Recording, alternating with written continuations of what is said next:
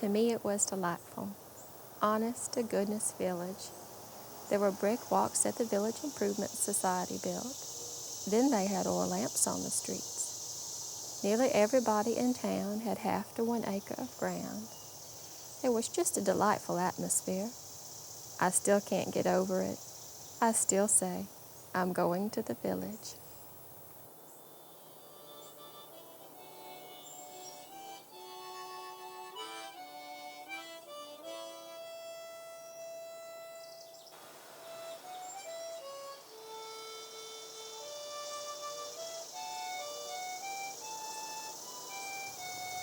Everyone in Falls Church used to have a front porch.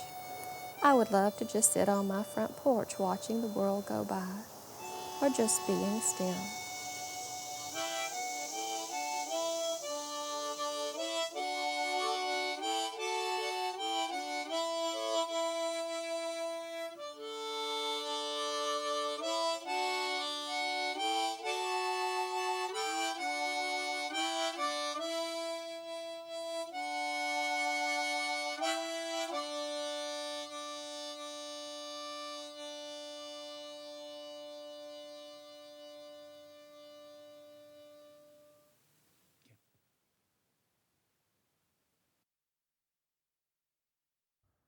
I'm here on a very nice December afternoon with Joanne Rodman and Wesley Warren on their house in Falls Church, and we're on the porch as we've been on other segments, and it's a very nice day. We're fortunate for that, and which allows us to sit out here. Do you use the porch very often in the winter, and how do you use it in the course of the year?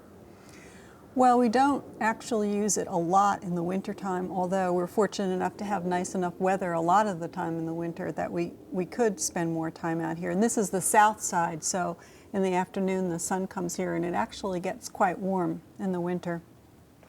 But of course the summertime is when we use it the most. We have a lot of houseplants, big houseplants that love spending the summer outdoors. And so we're always anxious in the spring to get them out and get the porch set up, and we do a lot in the summer out here. At this time of the year, we try to just sort of decorate for the holiday seasons out here, but the rest of the time of the year, the porch is a very versatile place that we use in a lot of different ways. This side of the porch, it's an extension of our kitchen with the grill down here on the end, and we'll actually use this table to eat out here.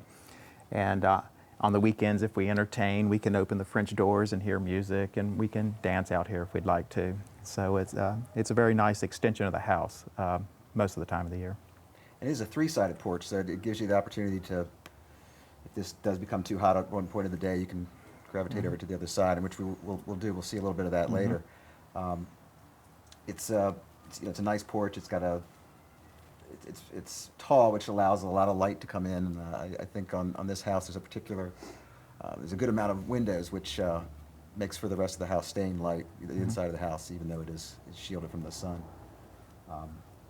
There's some landscaping out here, and you're shielded by the evergreens in the front. But do you have some plans for the side here that I understand? Yeah, these are old lilacs that we've tried to rejuvenate and not too successfully. So my plan is to actually have these taken out, and I'm going to put a moon garden down here, which is a garden that largely blooms at night. And we figured with sitting here in the evening in the summertime, we'll be able to enjoy the night blooming flowers and aromas. So.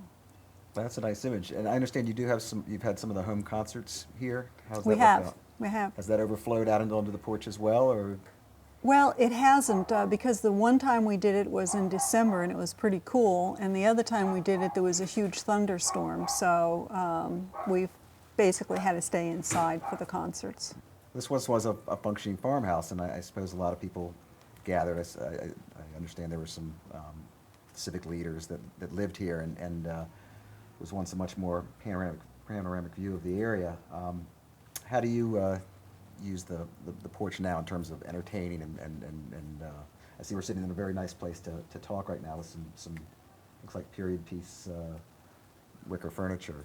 Is that how do you all use it now, and how would you guess that compares to the way people used it in the past? Well, I think porches are the original concept of them, which is a concept which is coming back a lot now. I think in contemporary architecture was really a communal place where you could go outside and the family would gather during nice weather and would commune with one another, and they would commune with nature. And that at the same time it would be a place where you could sort of see your neighbors, and when they walk by, say hi to them and sort of keep an eye on the neighborhood. And I think that was very much in the original keeping of the philosophy of the time at the turn of the century when the house was built, to design it in a way that you could maximize those uses of it. One of my favorite uses is in the summertime we have a hammock up, and I spend hours and hours and hours reading in the hammock, and it's very nice. It just actually I spend more time napping than reading, but that's one of my favorite uses of the porch. I would think. And this is probably the nicer, warmer side, and then there's the other side, which is maybe lends a little bit more shelter, but I think even though that's not the natural, this is not the time of year to be over there, maybe we could go over there and have a look at that anyway. Okay. Mm-hmm. Okay, sounds great. Well, actually, the porch has evolved into different uses. This has been our side for socializing and eating and everything because it's close to the house and it's the most sheltered. This used to be our seating area, but we use it less so now, but as you can see, we still do. And this is obviously the front door decorated up for Christmas.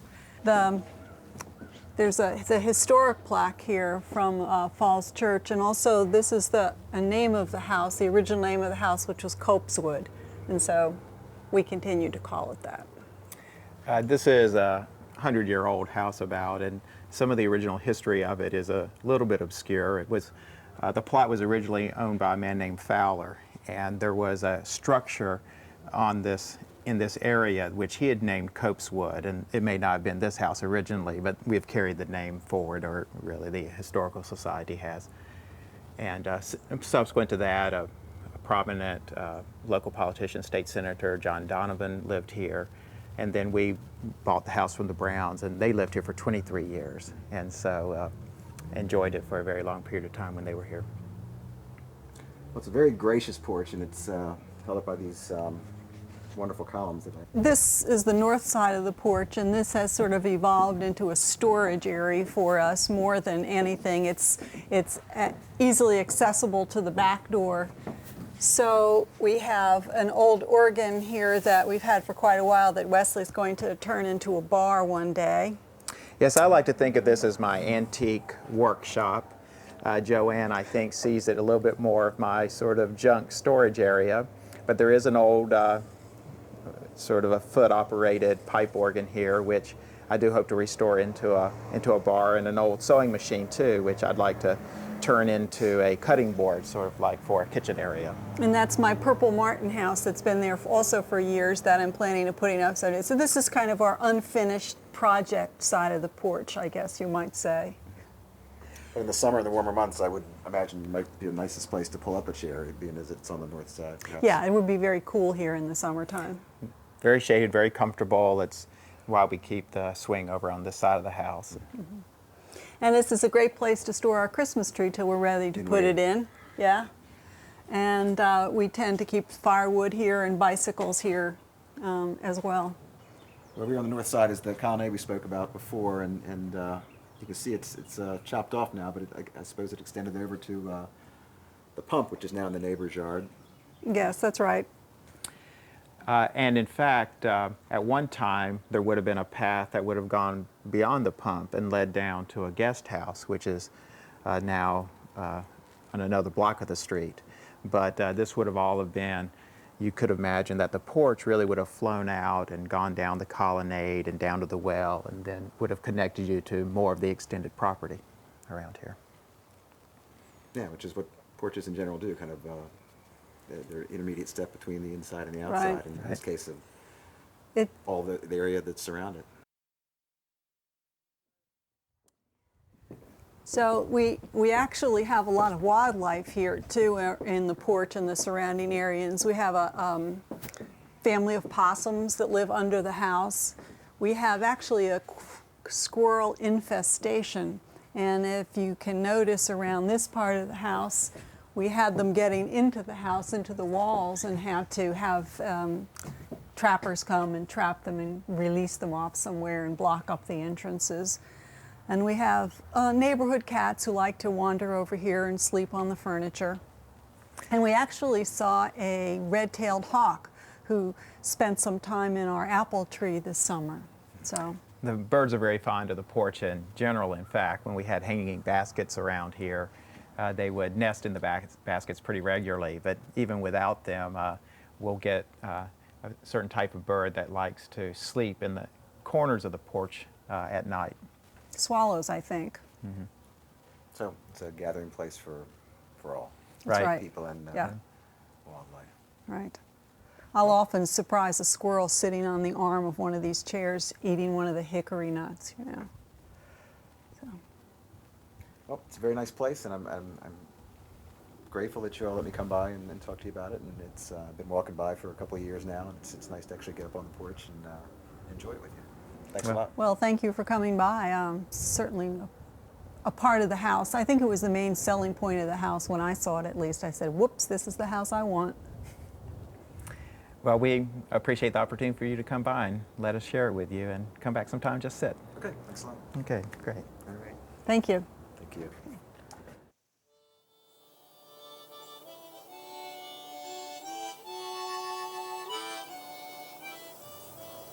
Nearly every street in Falls Church was arched over with trees. You walked under a bower. That's what made Falls Church so attractive.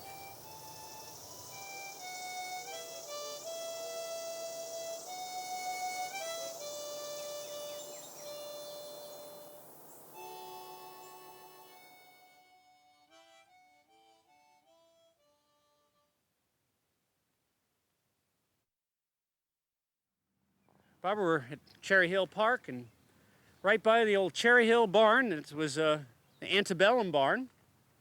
And we have one of my favorite trees here. As we can see on there, they call it the black gum Tupelo. And like I say, this is not only one of my favorite trees, one of my favorite specimen trees. It was our first Tree of the Year program back in 1993, the Tupelo was. Well, you know, Barbara, the Tupelo is a Creek Indian term that means water tree. So you often find this in a swamp, but also you can find it in an area that's heavily compacted. And this area was compacted because the barn was here, all the animals were around it, constantly compacting the soil. So it can grow in the kind of soil we have now in Falls Church. And but what do you think about the Tupelo tree? It's a beautiful tree. It reminds me of a contorted, when you look at the tracery of the branches, it just is such an interesting weaving. And the way the leaves are nice, green, shiny, leathery leaf. It's known as the sugar maple of the South because of the brilliant color that it turns in the fall. Oh, that's right. It turns a brilliant red, doesn't Yes, it? brilliant red. Wow. And the Yeah. bark almost looks like it's a hand slab built work of art. It's really lovely. I love those burrs, or I don't know if you Yes. call them burrs, but those parts that stick out there are just gorgeous. Yeah, where the trimming was done, and there's some healing going over. I understand the fruit is quite interesting. That comes out in September. Yes. What about that fruit? Well, that fruit is a purple. We don't get a chance to see it often on the ground because the birds love it so much. Oh, that's great. That's great. And I think the flower we're in June now when we're filming this, and the hottest day of the year, Yes. mind you. It's about 100 right now. And the flowers, were out in May. So we just missed those. But this gives us a lot of shade, and it's about 15 degrees cooler than it is just a few feet from here in the Easily, sun. yes. So this really helps George Burgess over here working in the barn. He doesn't need any air conditioning as long as he has this Tupelo tree. Let's look at this bark a little bit more. This is wonderful stuff. And like you're saying, the way that the branches just sort of gnarl the way up there. It's something like a great painter or sculptor would do. That's yes. I don't see any bowl on it. There's no one place where all the branches come out. They just seem to come out from everywhere. Yeah, And, maybe we can get a shot of that dead center. Oh, It's sure. wonderful. You bet. And Now these are slow-growing trees, so maybe in a few minutes we can go over and look at a young one as it's growing up. That's a good idea. Tupelos used to be common around here, and not many people are planting them. And maybe we can encourage people to plant some more. George Burgess, who runs the barn here, was saying he heard it was 250 years old. How old do you think this tree is? I would think it was probably 20 or 30 years old before the barn was built, so how would that make it, about 150 maybe? Sounds good to me, because they had a lot of animals. We're walking through the area that was the haymow area, where they grew hay. And you can get a good shot now of the big old Tupelo tree back there. That branching is just so beautiful. Everybody should have a Tupelo. Like an etching, yes. And let's walk on down past the playground here at Cherry Hill and look at the baby Tupelo. Now there used to be some silver maples right along the edge, and they were taken down. And you know why silver maples were taken down, right? Yes, they're considered weed trees, and they really conflict with existing trees by taking a lot of nutrients and water, and they break easily in storms. So we're going to be, they took those down and put up some baby Tupelos. So let's go see the Tupelos. Smaller leaf, smaller tree. Barbara, this is the kind of thing we like to see people do. When you take a tree down, you put another tree up. At least one. Yeah, at least one, if not more, right? So here's a baby Tupelo. Looks a little different, doesn't it? Tell me what's different.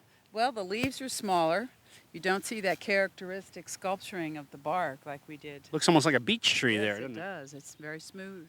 And the leaves are smaller. And we don't see that contortion yet as it develops. This is a very straightaway tree with very concentric whorls of branching.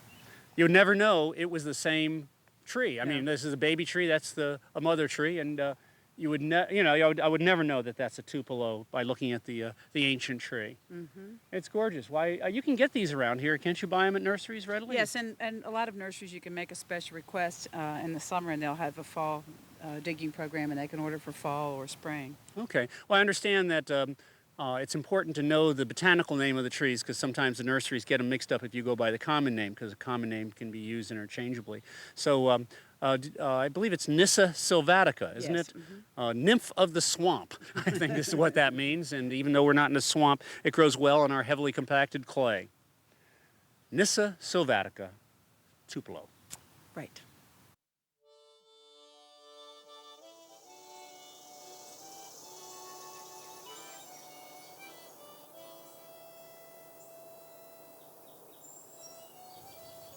Uncle George used to take me down to Mankin's Notions and Dry Goods, a corner store at Broad in Washington, where the office building is now. She always had candy, which was something we couldn't have at home. It was a great treat for me to go to Mrs. Mankin's store and have those marvelous penny candies. Uncle George used to carry me down to the store and get them for me. Mother didn't approve, but he did it just the same. I enjoyed it.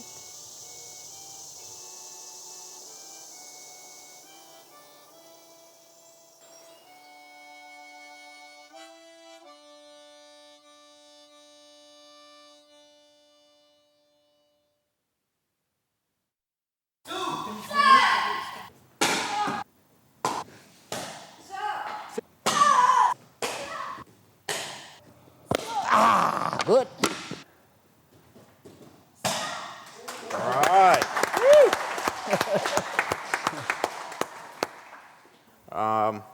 Today we're at Master Park. It's nice to see you again. Nice to see you again. And we're at Oriental Sports Academy right here on Washington Street, right here in City of Falls Church. And this is one of the premier gathering spots in the city. And Master Park, what kind of people come here and how often do they come? All different type of people coming here, children's, adult, and men and women, and normally about between 2 and 3 times a week, an ongoing program. I've been here 29 years. Wow, 29 years. 29 years. And what's your background? My background is martial art, not only taekwondo, judo, kendo, and hapkido, which is At the moment, judo and taekwondo is a full medal round sports, Olympic sports.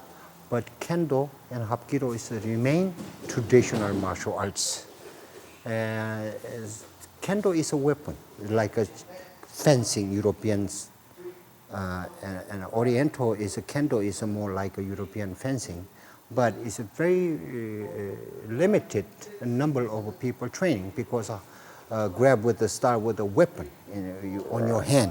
But hapkido is a pure empty hand, empty foot, which is a pure defensive art and tremendous exercise. And what's the makeup of the class? Is it mostly children or boys, girls? Yes. Senior citizens? Hapkido is average 40, 35 and 40 years old because of circular motion, strainless martial art, and a good physical exercise and mental development. But taekwondo is a lot of youngsters and also a lot of adult. My school is almost 50%. And there are about 1/4 is ladies and girls. Which sport is which sport actually breaks the boards? I mean, that's... It's a taekwondo. Yeah. Breaking board is a major themselves what their level, a strength and technical level. That's why they control themselves. They know themselves, they can control themselves. That's why we cannot practice on you, but we have to practice what the level I am, what the limited I am. So I can practice to with some objects. That's way you know yourself, then you control yourself. That's the main purpose to breaking. Many years you practice empty hand, empty foot, but we have to practice it with a lot of object too. Now, you ever get people that just want to come in and break boards? No. Mostly. See, if I did it, I'd want to break boards. But I cannot teach you just breaking board. I have to teach you to like a baby born. They learn how to turn over, and how to they start to crawl, then how to walk. Yeah, but how long does it take to get to breaking the boards? Takes about 6 months. 6 months, yes. But dedicated 6 months and listen to your masters. You learn, you will break. So if I brought my 6-year-old son, what would you recommend for him? I say 6 years old I say start with the taekwondo, because taekwondo give it to those child to coordination, balances, discipline, focus. He's not going to start throwing his father around or hurting him. No. Are you sure? You learn how to respect father and mother, and to society. That's what the good thing about a martial art. Respect in society. That's most important. And training themselves to become very strong, mental and physical, become a peaceful person. That's what the pinpoint is in martial art training. That's the peace of the world, peace of the mind. Yeah, but you don't see that on TV. I mean, you see people they're beating up people. Yeah, they're only using bad part, just beginning part. What if that's what you want to learn now? What if I wanted just to learn the bad part? No, I'm not going to. I'm not going to teach you first. You learn many bad things, but you don't call bad. It's I keep technique. trying, but you're not. They're using wrong way. That's a movie and TV. I don't like that. And what? So for that age, how early would you start a child? I say about youngest one. I say 5. Difference there. Okay. When you come in my school, we sit down. I usually interviewing with you. Normally. And then I say I want to break boards and learn the bad stuff. And then what do you tell me? You learn break board. You learn how to strike, to kicking and punching. Does anyone come in here? Like, I could see this as a real help with like controlling my employees. Mm-hmm. You know, just if they get out of line, whack. You can do you. You're not supposed to do that? I'm not going to teach you to how to force. I teach you how to you earn the respect, how to you give it to respect to society. That's what you want to learn from me. Okay. You're not going to learn from me. Beat 'em up your employee.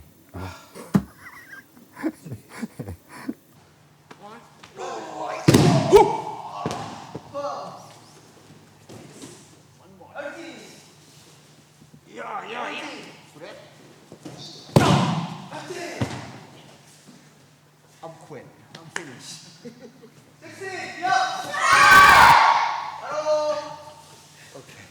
Trust me, that was all an act. 도위 상마 yogi 위인. Training in martial art become better person or better human being. That's what.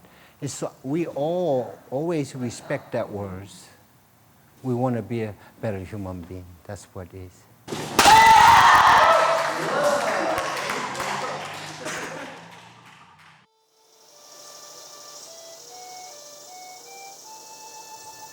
I loved going to the village. Everybody knew everybody. I would say, "Hello, Mrs. Brown," or "Hello, Mr. Hawkshurst," and they would all know me and my kin.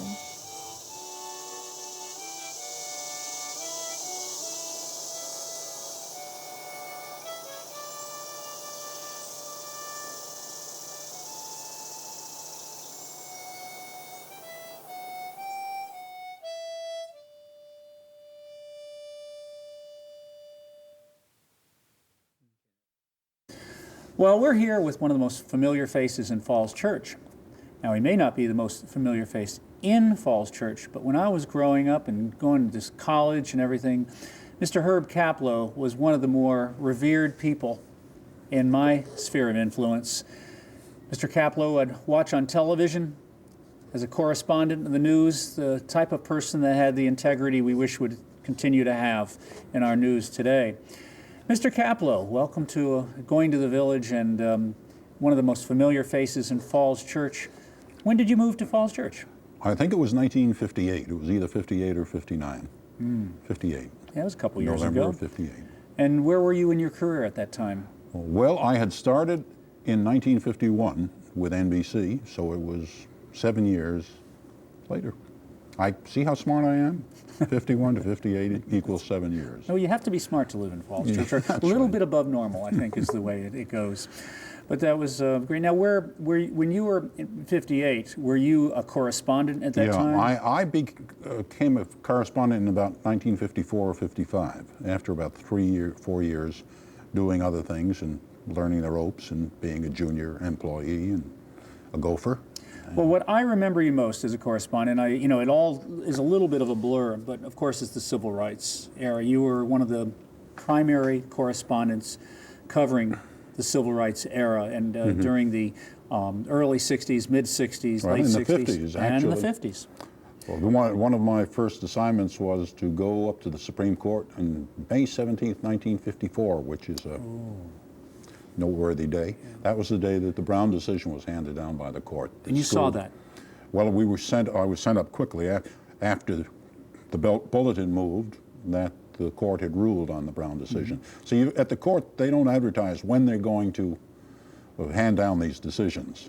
Or at least they didn't then. But there was some feeling that it might come at that time. And once it came, boom, everybody ran up because we all knew it was a big, big event. Who did you interview for that? I think Thurgood Marshall was there. Well, he was the lead lawyer for the Legal Defense Fund. And there were 3 or 4 other people at the time. I can't remember the names, but of course he was the key figure. What were some of the highlights? And we interviewed some of the lawyers who opposed the desegregation. Oh, that's right, the gentleman from Georgia, I believe. Yeah, but they were many lawyers up there because everybody knew that this was an epical event.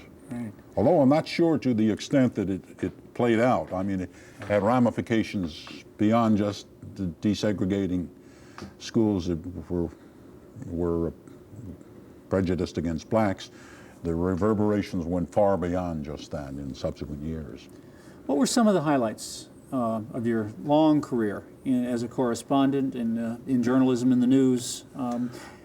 Well, the biggest story was my coverage of the civil rights, and that meant from about 54, the Brown decision, for about a decade after that, implementation of the decision. And I spent a lot of time roaming around the South with a lot of other reporters. And to me, that was maybe the biggest event, biggest in the broadest sense of that term. It was a profound, profound historical move. It was challenging, it was sometimes dangerous, it was interesting, it was dramatic, and it was hard work. There was some story you told me, and I can't remember any of the details, about some big decision that was being made, and one of the governors or somebody, you got to go into their office just at the time a major decision was being made. Does that ring a bell? Well, we interviewed, of course, a lot of the governors, George Wallace, and all the governors of the southern states. Right. And you maybe remember the story when this was later on, it must have been in the early 60s, when I went to Tuskegee, I think it was, they were desegregating the Tuskegee public schools. And I got a sense this was after Ole Miss was desegregated with all the violence there. And I did a story that I remember at the end I said, based on talking to people in Tuskegee, that while a lot of the Alabamans would have supported and did support George Wallace's position at Ole Miss, where he was standing against the federal government, that in Tuskegee there were signs that that sentiment was dissipating and that they weren't going to be with George Wallace on this one. And I did a couple of sentences after the spot. And the next day I went back from, I guess, from Birmingham to Montgomery, where Wallace was, just to see what he would have to say. And I walked into the Capitol, and there was Wallace talking to somebody in the hallway, and as I walked up trying to say, "Can I talk to you?" he said, before I could say that, he said, "You wait here, I want to talk to you." I said, "Good." And so after he finished his conversation, he said, "Come on into the office," his office. And he said, "How do you know that I was not standing behind me? How do you know?" He didn't like the report. And I said, "Because I was there and I talked to a lot of people." And then he sent somebody, down to the basement or somewhere, and then to bring up a lot of the letters in support of his position.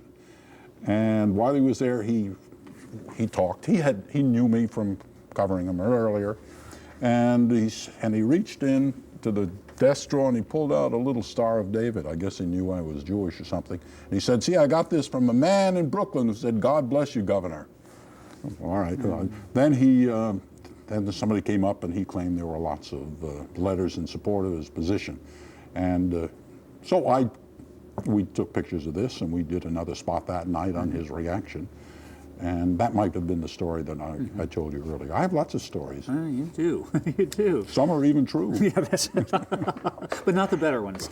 Well, right. That's right. No, the better ones, as a matter of fact, are true. The ones that are really true are really better stories. Hard to believe, right? Yeah.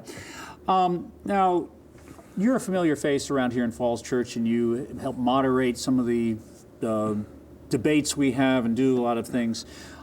Maybe that's because I don't keep up my lawn very well, and that's why I'm a familiar face. People say, "See that house? That belongs to that guy Kaplow." Now, we don't want to identify where you live by saying that now, well, of course, okay. you know, for this, the media here. Now, when you were at a stage where you were a household word, whether you knew it or not, around the country. Not in my household. Maybe not in your household, but around the country. In Falls Church, what was it like when you came back? Did people know you as a TV correspondent, or just somebody Joe down the street? We lived in Arlington when we first moved here. We were, and we decided we'd get a bigger house, and we looked and we found a nice house. We didn't know it was in Falls Church. That was an accident. That's great. I don't know. Maybe if we knew it was Falls Church, maybe we wouldn't have moved in. There, I don't know. As it worked out very well. Good. And we moved in a lovely neighborhood, and we found out we lived in Falls Church. I guess the tax bills came or something, and our children, 3 sons, all went to the schools, and it turned out. You know, everybody talks about the schools, how good they are in Falls Church, and they're right. Good. And we have 3 grandchildren in the Falls Church schools now, and we have had good lives in Falls Church. That's great. What do you like about Falls Church? Well, it's after the schools or along with the schools where they get good educations. Not only did they get good educations, but our sons liked it, which is a nice byproduct of education, to like it.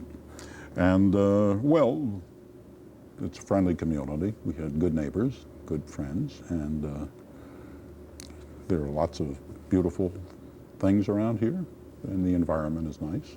And it is close to downtown Washington. And for me, my headquarters were always in Washington, and easy getting around. I came from New York City, Flushing, New York, and that too was a lovely community to grow up with. But you know, playing tennis and things like that in an urban center is sometimes difficult because it's crowded and all of that. Here you go and play tennis. It's one of the favorite things, and I'm glad they repaired those 2 tennis courts behind the community center. Anyway, it's a nice place. Good, that's great. Any favorite places you like to hang out here? Or? Home. Home. Okay, good. That's a good place. We have a lot of nice homes here. That's right. That's great. Oh, but I do a lot of walking now, and I walk along the bicycle path, and it's a good place. And I'd rather walk along there than have one of those. What do they call those things?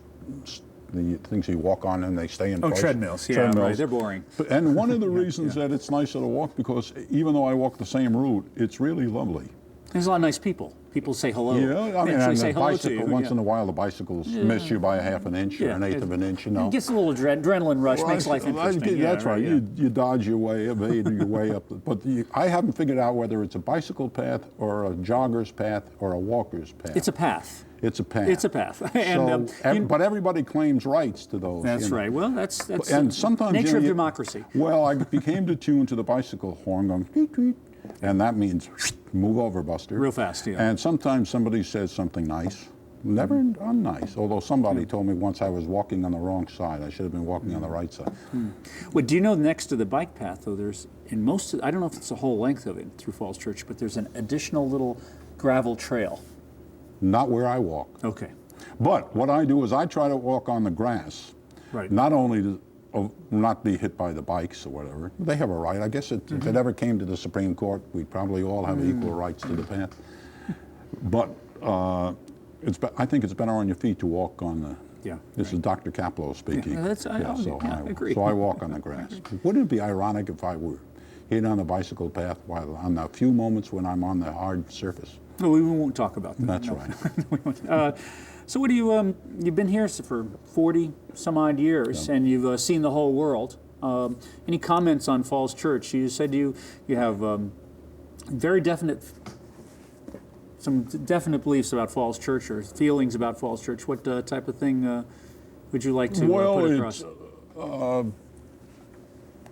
The people are nice. Yeah. There are problems here, obviously. We wrestle with them, and it's we're human. And it's you know, we ought to wrestle with them. We ought to know about them so that we can do something. Which is going back sort of to the whole rationale for journalism, which was my discipline. Is you reveal these things over time, even though they hurt. Well, you're a hard-hitting journalist. What do you think are some of the? What do you think are some of the biggest issues we should deal with? Well, obviously there is some development along the main street and all of that, which people, and you have different groups, and that's fine because that's the way it's supposed to work. Right. And you've argued them out in the theory, at least, and I think it's been upheld for a long time that you really end up with the best public policy when you go through this process of arguing and hoping you come up with the best. It's pretty rough sometimes, but at least in theory, it's supposed to work that way in a democracy, and as I said, it often does work that way. Well, you're a person who's seen a lot throughout your decades, and being here in Falls Church and being throughout the whole world and helping us to grow in watching you in the media all these years, and it's a real honor to be with you today and being one of the familiar faces in Falls Church. And I just one of the old familiar faces in Falls. Okay, one of the mature, very mature. I'm glad you're better with words than I am. Mature and experienced faces. And thank you for being here in Falls Church and helping us be a better community. Thank you. Thank you.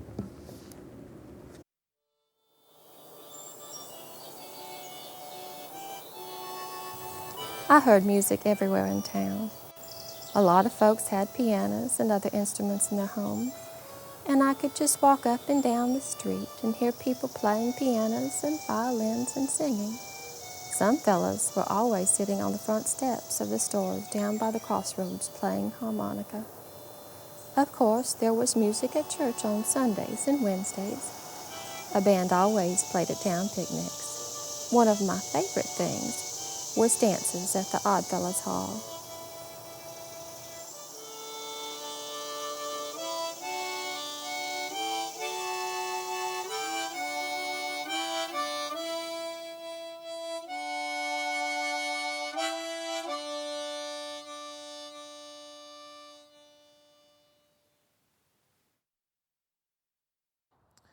There really is music everywhere in Falls Church City, and we're very lucky because Dave Eckert's going to join us today here at the location of Peg Jones's house. Peg Jones is now deceased, but some years ago, Dave and I met at this very location, and we want to tell you all about it. Dave, you want to join us? Sure. Hey, Jim. How you doing? Good. Good to see you. Well, it was about 4 years ago that we met. There's four of us, and you and Peg Jones and Jerry Press and myself to try to save the State Theater. Remember that? I remember it, and as you know, the State Theater is now up and alive. Yep, and we're really happy that that's happening. And but something very interesting happened at Peg Jones's house when we were trying to save the State Theater. It was back in 1993, and Peg was talking about the concerts she'd have in her house. In fact, not only did we start the idea for the home concert series, but as you know, it's been a success ever since. And you want to tell us more about it? Sure. Well, after we had our little powwow in there, and we got really excited talking about home concerts and how we could have concerts all over Falls Church in these beautiful homes like Peg Jones's house. And you know, with Fox's Music, know all these musicians everywhere. Since for the last 7 years, we've had concerts, and about 14 a year. And I don't think we've had any vacancies, have we? No, every concert. Has always been a sellout? Every concert sells out. Why don't we listen to some of this music? I know the 13th Street Sax Quartet is made up of 3 employees from Fox's Music Company, and one of them's my manager, and I know I'd like to hear his playing.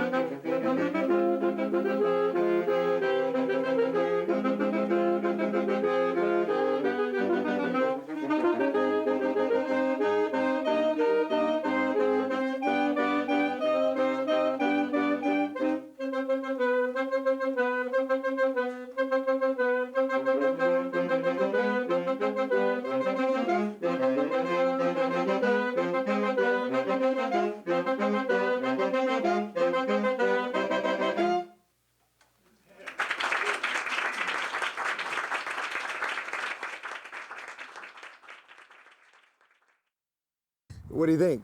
Whoa.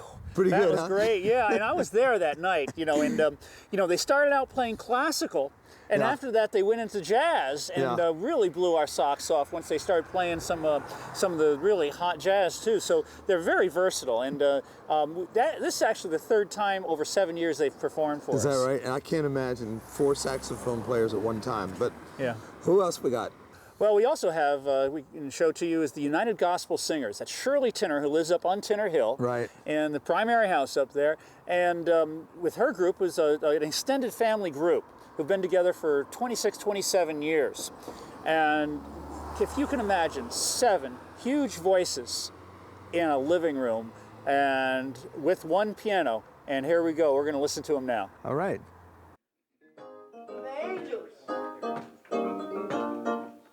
Shepherds were sleeping in their flock.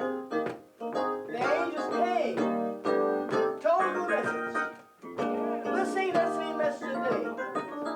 You are children of God, those who love Him, those who are so happy that He came into this simple world. We want you to go tell it on the mountains, tell it on your job, tell it in your home, everywhere. Tell it everywhere you go. Tell it on the mountain, over the hills and everywhere. Go tell it on the mountain that Jesus Christ is born. Go tell it on the mountain, over the hills and everywhere. Go tell it on the mountain that Jesus Christ is born. I would not be a sinner. Oh, I tell you, the reason why I'd be afraid my Lord might call me, I wouldn't be ready to die. Come on, go. Go tell it on the mountain, over the hills and everywhere. Go tell it on the mountain that Jesus Christ is born. I would not live a sinner. How can I tell you the reason why I'd be afraid my Lord might call me? I wouldn't be ready to die. Come on, go. Go tell it on the mountain, over the hills and everywhere. Go tell it on the mountain that Jesus Christ is born. Come on, let's go. Go tell it on the mountain. Come on, let's go. Go tell it on the mountain. Don't you wanna go? Go tell it on the mountain. Don't you wanna tell it? Go tell it on the mountain. Come on and go. Go tell it on the mountain. Come on and go. Go tell it on the mountain. Baby, go. Go tell it on the mountain. And let's go. Go tell it on the mountain. Go tell it. Come on, tell it. Go tell it. Come on, go. Go tell it. You go tell it. Gonna go. Go tell it. Gonna tell it. Go tell it. Gonna sing it. Go tell it. You go tell it. Go tell it. Gonna shout it. Go tell it. Gonna preach it. Go tell it. You go tell it. Gonna tell it. Go tell it. Gonna tell it. Go tell it. Gonna tell it. Go tell it. You go tell it. Go tell it. Go tell it. Go tell it. Go tell it. Gonna tell it. Go tell it. Gonna tell it. Go tell it. Gonna tell it. Go tell it. Gonna tell it. Go tell it. Go tell it. Go tell it. Jesus Christ is born. That Jesus Christ is born. That Jesus Christ is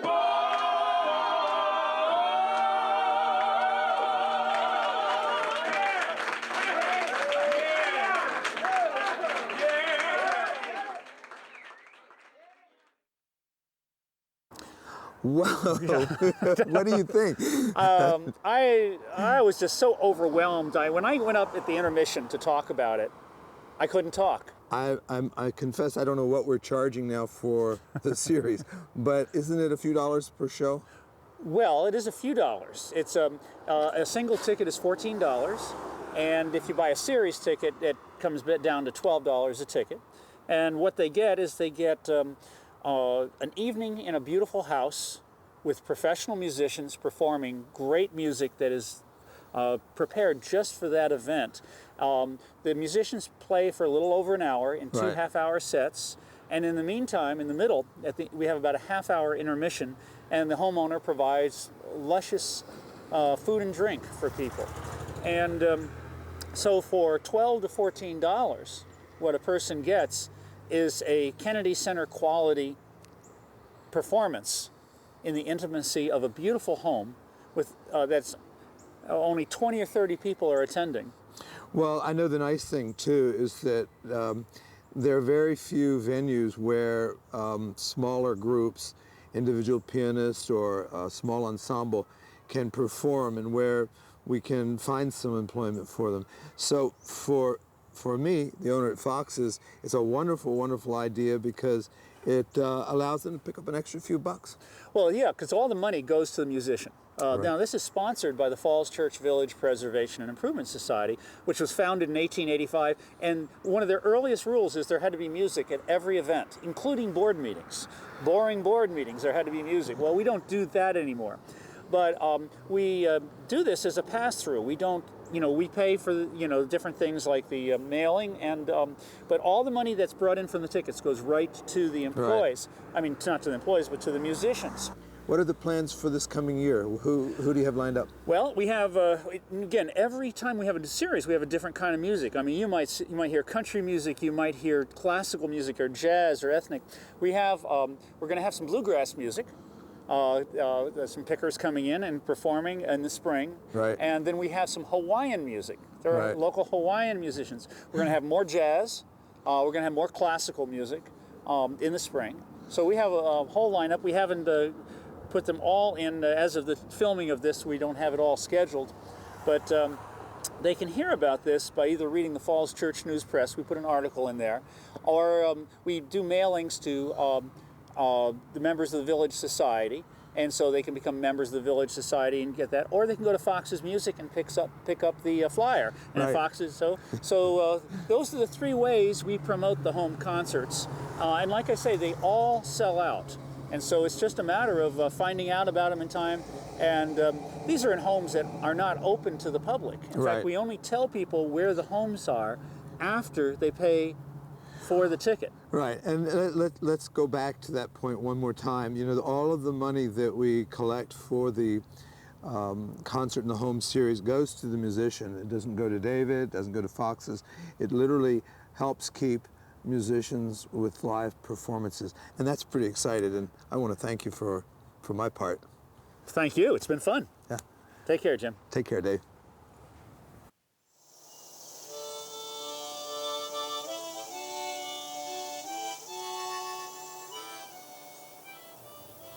Sometimes I would walk to and from the village along the roads, but I loved to walk the trails and alleys behind houses, through fields and woods. It just seemed more special.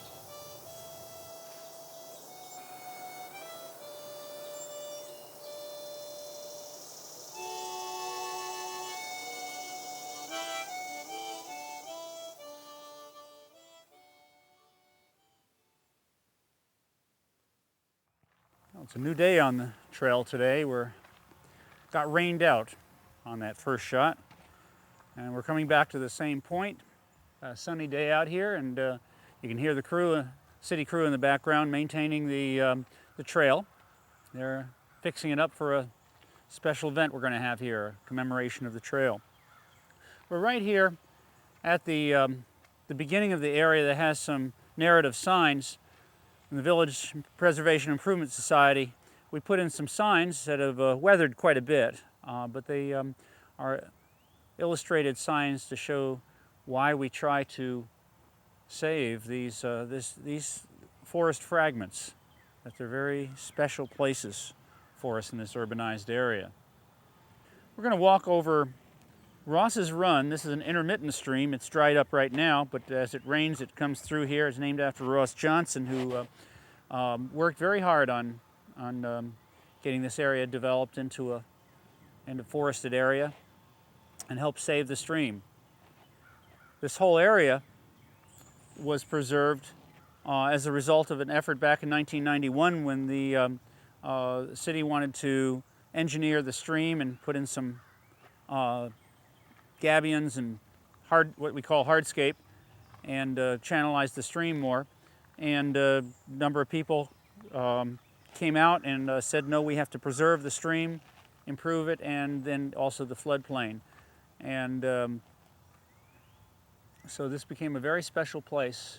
As we enter this area right up here, right in the bend of the trail, we come up to a culverted stream that's in a pipe, and it's an ever-flowing stream, and you have to walk off the trail and over to the stream to see this big ugly pipe here. But we have a plan for this pipe. Over the next year, we're going to uncover this pipe, open it up, and this will be an open stream coming into here, and it'll be a gorgeous stream with a bridge over it to walk on. And I think you'll really, this will be a whole nother show when we open this stream up. But you see the catalpa trees growing up here. We have the Tupelo trees. Now here's an old bamboo area that we're constantly fighting, trying to keep the bamboo back from killing the other trees.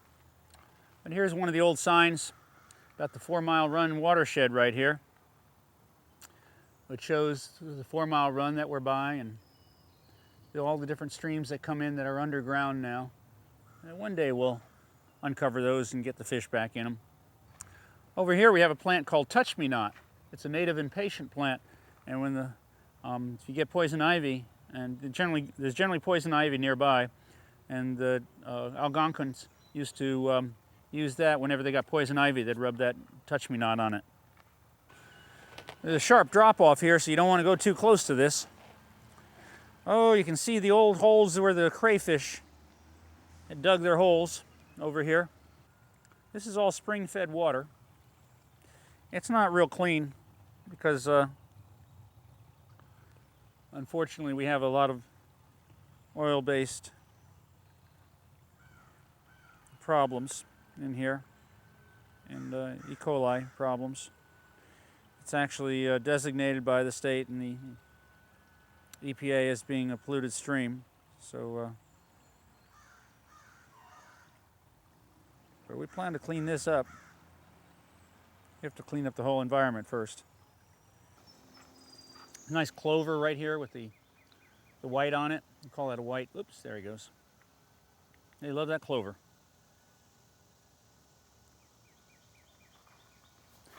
Every week you come out here, something else is in bloom, and something that was in bloom is gone. Makes it kind of interesting.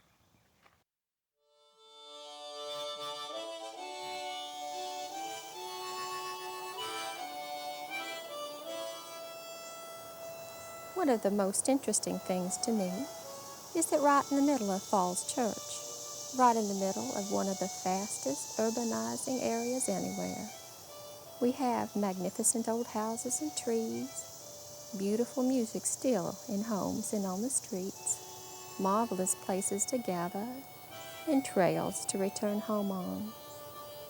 It makes me wonder why these wonderful qualities of village life remain here in Falls Church.